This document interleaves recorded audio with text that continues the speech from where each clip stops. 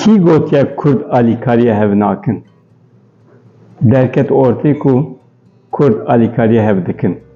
Em pêşî li vîdeoyê me de bikin.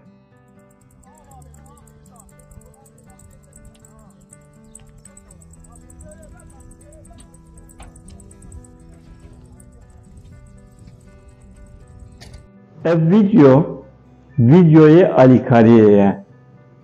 Hinek şivanên gundan yan jî gundî hiç ne mühîm e, hûn çi navî lê dikin bikin. Hatine cem hev ji bo Kurdên gundiyên me yên li herêma Çınar û Şemrexê alîkarî dane hev. Çi bû li Çınar û Şemrexê?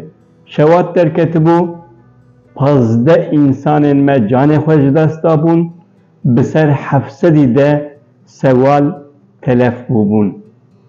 Gundî perîşan bûbûn. Îcar ev gundiyên me yan jî ev şivanên me wekî min got hûn çi navî lê dikin bikin, li ser marka Koçkar Zom Facebookê kampanyayekî alîkarî daye dest pê kirin. Qebatek çi qas xweşik. Çi gotine hûn zanin? Em tenê têra hev dikin, tu jî mîhekî bide. Navê kampanyaya ev e. Em tenê têra hev dikin, tu jî mîhekî bide. Pere ne stendine? Gotin em pere nagirin. Tenê ka, ce yan jî sewal çi ji destê we tê. Di vê kampanyayê da dorsêsiz û tiştekî mîh kom kirine û ew anha birin li gundên ku şewat lê derketibû belav kirin, bi vî awayî alîkariya xwe kirin.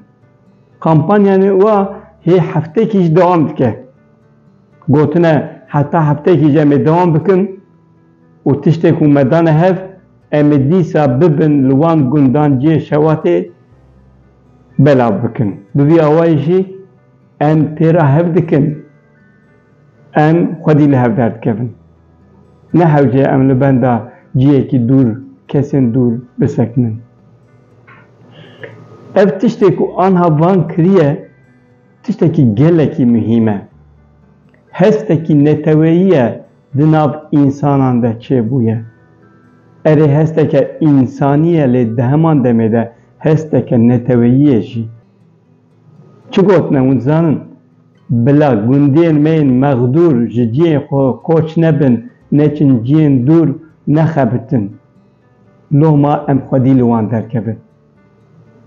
Kampanya heftekê jî dewam dike bi ser Facebookê ra û yên ku îmkanên wan hebin bikaribin ew jî kedek bixin nav vê kampanyayê helbet wê baş be. Em spasiya kesên ku ket dane vê kampanyayê dikin. Tiştekî gelekî di cî de ye, bê partî, bê dewlet, bê rêxistin, çend însan, komek însan, komek şivan, komek gundî hatine cem hev û xwedî li hev derdikevin.